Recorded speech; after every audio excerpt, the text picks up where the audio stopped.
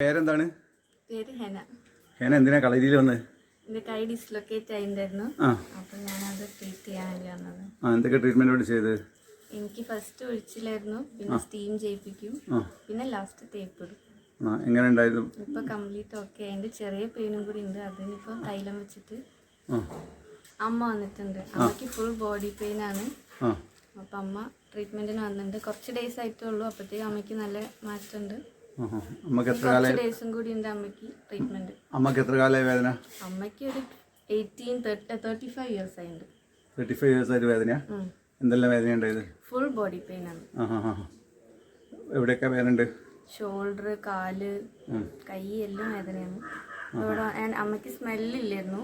Sinus ഒക്കെ അടിച്ചു പോയതാണ്. ഇപ്പൊ അമ്മയ്ക്ക് സ്മെല്ല് വരുന്നുണ്ട്. ഇതിൽ വന്നിട്ട് ഒരു ദിവസം അതല്ലേ? എന്താ വിവേക്,